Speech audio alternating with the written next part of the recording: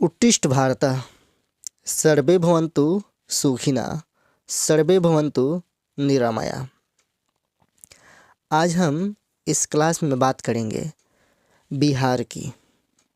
तो बिहार में जो भी इम्पोर्टेंट टॉपिक हैं उसको कवर करेंगे इस सीरीज में। आज पहले हम लोग शुरुआत में डेट वाइज देखेंगे कि बिहार में कौन कौन सी डेट्स इम्पोर्टेंट है, क्योंकि इस साल बीपीएससी ने काफ़ी सारे डेट्स पूछ रखे थे। डेट्स कैसे याद रखें, वर्तमान के समय में या आधुनिक काल के समय में या पहले जो बातें हो चुकी हैं उसके परिप्रेक्ष्य में उसको कैसे याद करें, ये सारी बातें हम लोग जानेंगे। तो चलिए शुरू करते हैं बिहार के स्पेशल सीरीज को। चूँकि बिहार के नाम की बात की जाए तो यहाँ बुद्धिस्ट जो हुआ करते थे रहते थे, और उनके रहने की वजह से ये जो जगह है वो विहार हो गया। यानी उनके भ्रमण करने के कारण अनेक जगहों पे उनको देखा जाता था, और उनके विहार करने की प्रक्रिया की वजह से यहाँ उनका जमघट लगा रहता था। अब इस वजह से इसका नाम विहार हुआ, जो आगे अपभ्रंश भाषा में चल करके बिहार हो गया। तो विहार से बिहार कैसे बना, इसकी कहानी है महात्मा बुद्ध द्वारा स्थापित ये बौद्ध संप्रदाय। फाउंडेशन डे की बात करें हम लोग, यानी स्थापना की, तो स्थापना दिवस मनाते हम लोग 22 मार्च को। बिहार की स्थापना दिवस को 22 मार्च को मनाया जाता है। अब इसके पीछे क्या कहानी है उसको हम लोग जानेंगे। जब देखते हैं हम लोग कि दिल्ली दरबार होता है 12/11, ऐसे शायद आपको चीज़ें याद हो सकती हैं। 12/12/11 कहने का तात्पर्य है 12 दिसंबर 1911 को दिल्ली में दिल्ली दरबार की आयोजन की जाती है। और इस आयोजन में कहा जाता है कि बिहार जो है एक अलग राज्य बनेगा। इसकी घोषणा की जाती है। कब की बात है? 12 दिसंबर 1911 की। अभी 12 दिसंबर 1911 को कैसे याद रखें, तो आप लोग जानते हैं भारत के फर्स्ट प्रेसिडेंट के बारे में, डॉक्टर राजेंद्र प्रसाद। डॉक्टर राजेंद्र प्रसाद, जिनका जन्म 3 दिसंबर 1884 में हुआ था,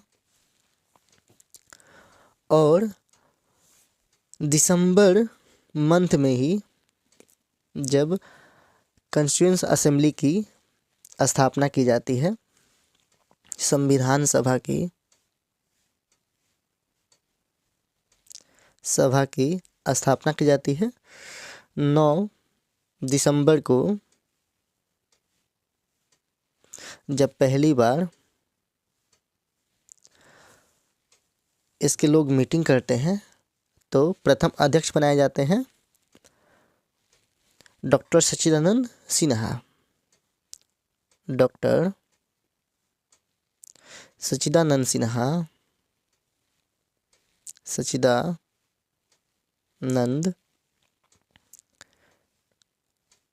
सिन्हा को प्रथम अध्यक्ष बनाया जाता है। और चूंकि ये सबसे उम्रदराज थे तो इनको मनोनीत किया जाता है ताकि इनकी महत्ता बनी रहे। फिर 2 दिन बाद 11 दिसंबर 1946 को डॉक्टर राजेंद्र प्रसाद जो है परमानेंट अध्यक्ष बनाए जाते हैं कॉन्स्टिट्यूएंट असेंबली यानी संविधान सभा के। और अभी हम लोग देखे हैं कि 12/1911 में बिहार के बनाए जाने की घोषणा की जाती है दिल्ली दरबार में। तो देखिए 12 दिसंबर की बात है और 11 और 12, इसके पहले क्या था 9 दिसंबर, उसके पहले क्या था 3 दिसंबर। तो 3 दिसंबर को जन्म होता है डॉक्टर राजेंद्र प्रसाद का। 9 दिसंबर को संविधान सभा में डॉक्टर सच्चिदानंद सिन्हा टेम्पररी यानी अस्थायी अध्यक्ष बनाए जाते हैं।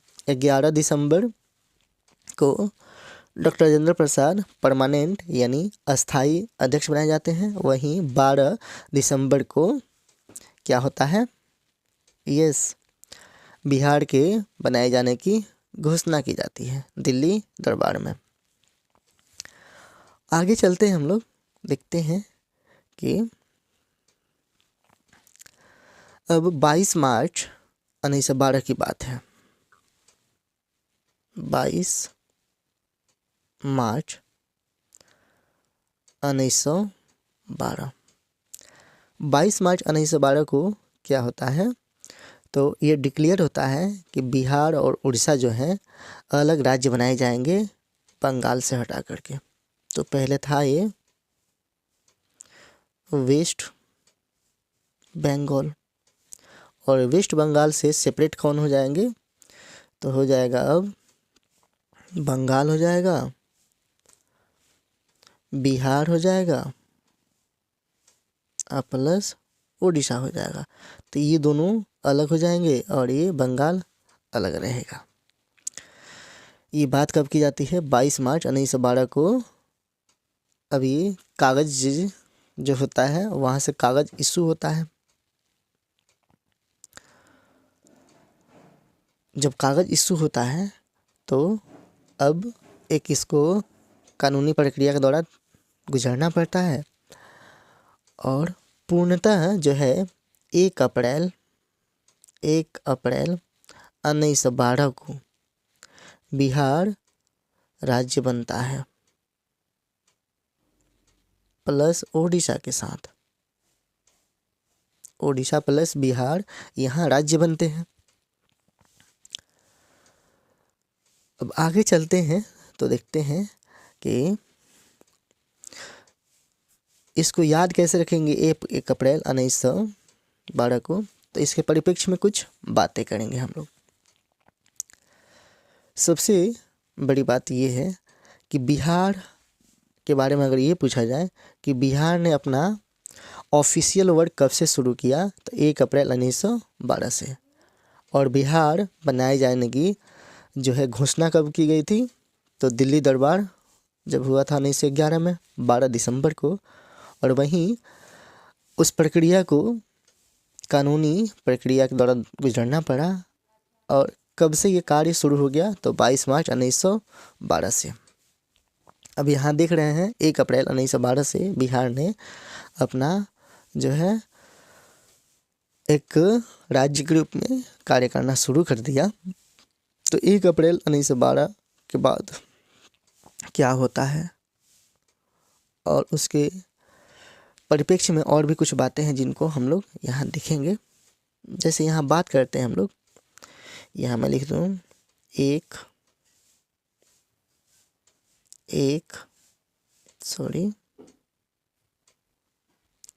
अप्रैल 1912, ये 1 अप्रैल। बिहार में आते हैं एक बड़े ही मास कम्युनिकेशन के नेता, यानी उस समय इनकी पहचान नहीं होती है, बट अभी मास कम्युनिकेशन बृहत जनसंख्या के नेता बनेंगे। वो हैं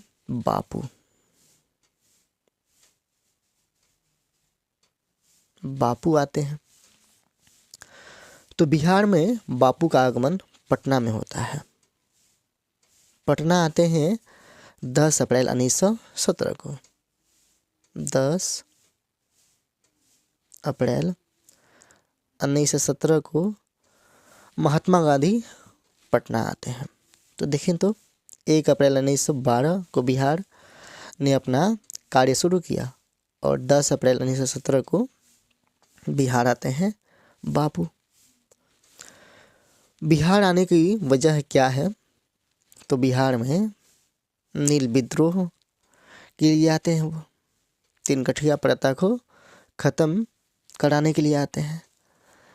तो यहाँ एक ग्लांस देखेंगे हम लोग महात्मा गांधी के और बिहार के संबंध में।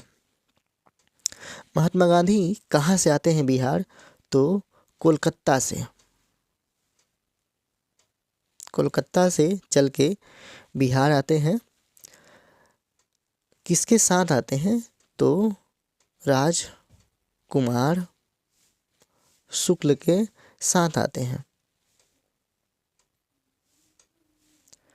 राजकुमार शुक्ल एक किसान नेता होते हैं जो लखनऊ अधिवेशन 1916 में जा कर के गांधी जी को आमंत्रित किए रहते हैं कि आप बिहार आएं और बिहार के किसानों का दर्द जो है उससे छुटकारा उन लोगों को दिलाएं।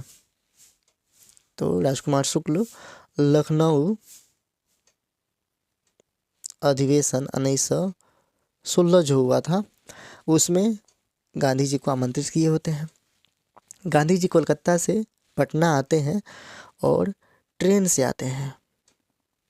ट्रेन से आते हैं 3rd क्लास से। 3rd क्लास सोचिए कि जनरल कैटेगरी की वो सीट, उससे आते हैं। जब ये पटना पहुंचते हैं तो मजहरूल हक हुआ करते थे यहाँ पे। मजहरूल हक इनके निवास स्थान जाते हैं।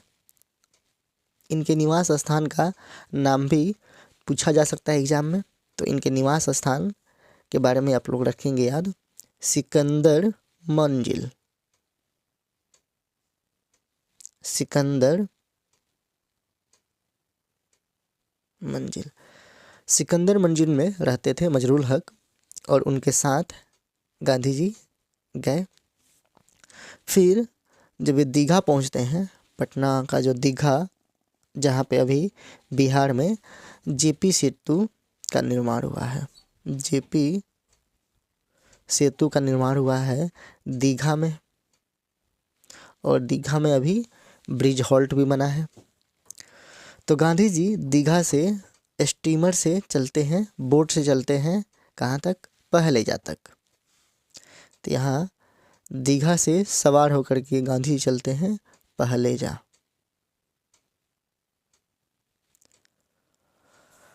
पहलेजा पहुँचते हैं स्टीमर से यानी नाव से। अब जब ये पहुँचते हैं चंपारण तो वहाँ पे अपने पक्ष को रखते हैं। फिर 29 मई की बात है, 29 मई की 1917 की, 1917 की बात चल रही है। 10 अप्रैल को आए रहते हैं और 29 मई को 1917 में जो एडवर्ड गेट होते हैं, एडवर्ड गेट होते हैं, उनका पत्र आता है कि आपको रिपोर्ट करना है मेरे सामने। तो इनके पत्र को गांधी जी पाते हैं, फिर चलते हैं रांची। तो एडवर्ड गेट से मिलने, एडवर्ड गेट थे कौन? तो गवर्नर थे, है ना, बिहार के गवर्नर थे। और 4 जून 1917 को गांधी जी रांची पहुंचते हैं उनसे मिलने। 1917 को गांधी जी एडवर्ड से मिलने, एडवर्ड गेट से मिलने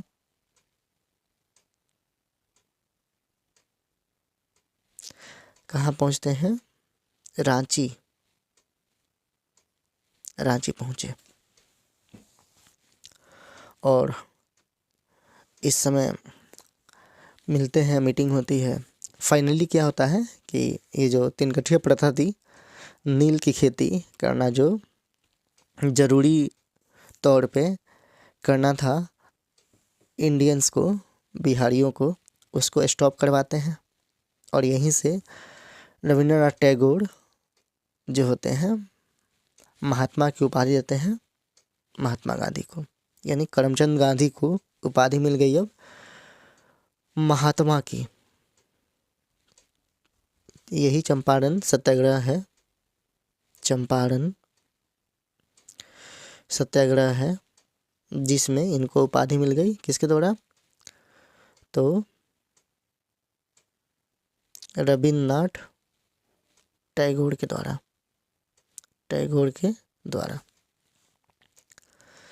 गांधी जी का आगमन होता है 1918 में फिर से पटना। तो सेकेंड टाइम गांधी जी आते हैं पटना 1918 में। एक बार क्या होता है कि गांधी जी जब दोबारा आते हैं 1918 में, तो यहाँ पे बहुत सारे कार्य करते हैं। थर्ड टाइम गांधी जी आते हैं पटना, तो वो समय होता है 1920 का।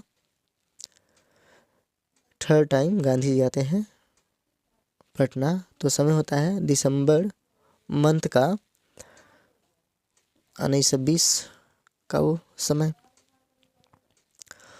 और यहाँ पे ये सदाकत आश्रम जाते हैं, यहाँ पे ये सदाकत आश्रम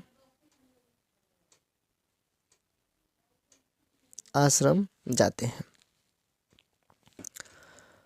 और इसी तरह सदाकत आश्रम में ये मजरूल हक से भी मिलते हैं और उनके साथ कुछ समय बिताया, यहीं पे वो रहे थे। 1921 में गांधी जी चौथी बार बिहार आते हैं, तो फोर्थ टाइम आते हैं गांधी जी फरवरी 1921 में। और जब आते हैं 1921 में, तो इन्होंने यहाँ पे विद्यापीठ की स्थापना की।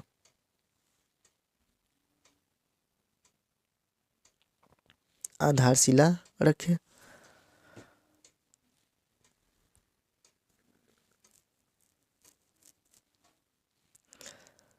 एक घटना और मैं बताना चाहूँगा आप लोगों को, ताकि आप लोग उसको भी याद रखें। 25 अप्रैल 1934 की बात है, जब गांधी जी जो होते हैं छुआछूत निवारण के लिए यहाँ पे कार्य करते हैं। छुआछूत निवारण के लिए कार्य करते हैं। ये घटना क्यों इम्पोर्टेंट है? क्योंकि इसके पहले 1932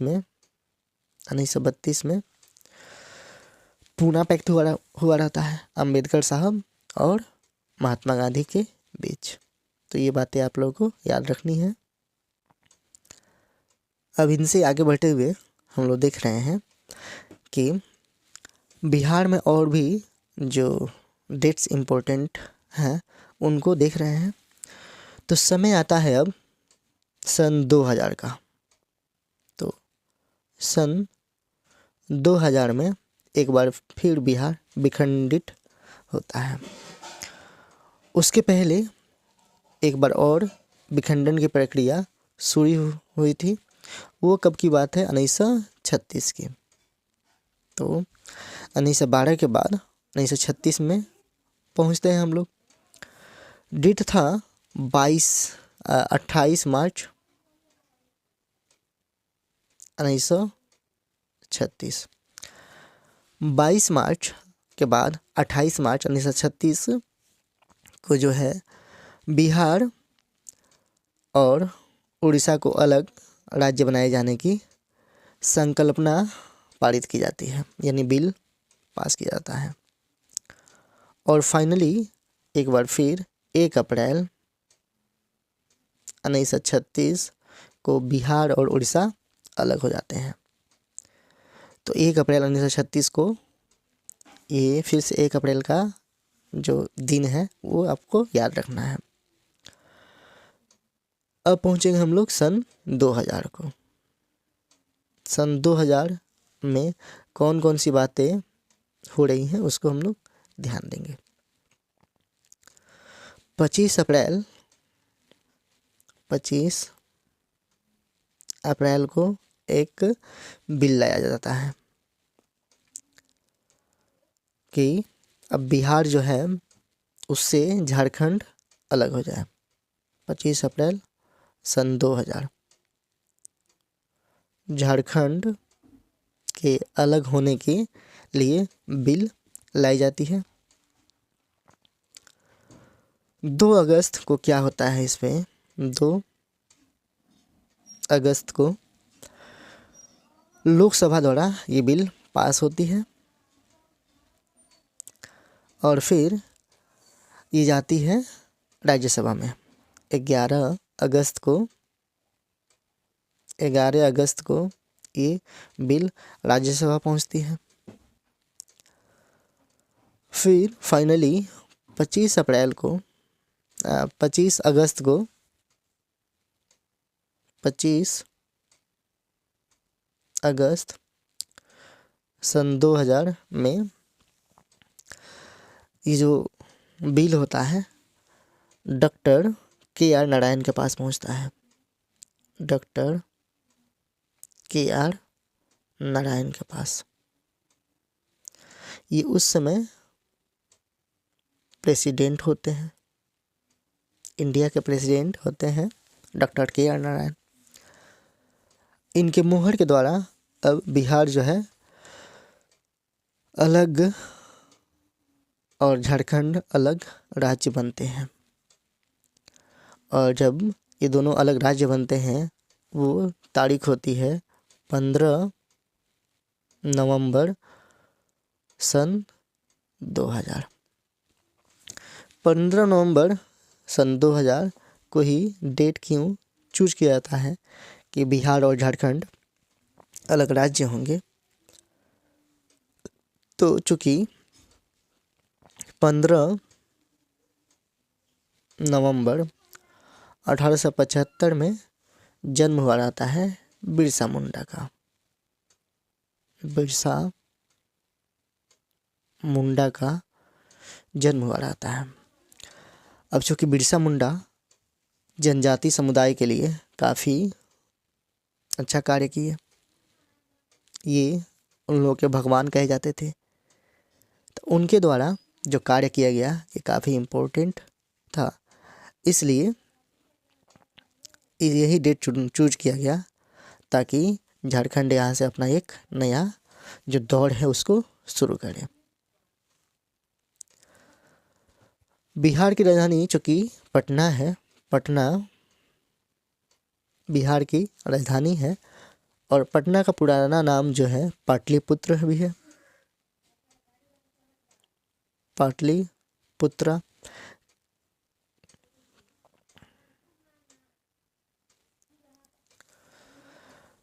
पटना जो नाम पड़ा है बिहार का वो शेर शाह सूरी ने 1541 में नाम दिया था पटना। पटना का नाम और भी रहा है जो कि अजीमुन शाह हुआ करते थे राजकुमार, उनके नाम भी ये बिहार का नाम रहा है, बिहार के पटना का नाम रहा है जो अजीमाबाद के नाम से जाना जाता था। अब बात करते हैं आज के लास्ट पड़ाव की और लास्ट डेट की। तो पटना में अब एक हाई कोर्ट बनता है। पटना हाई कोर्ट की बात करें तो पटना हाई कोर्ट जो है 1 दिसंबर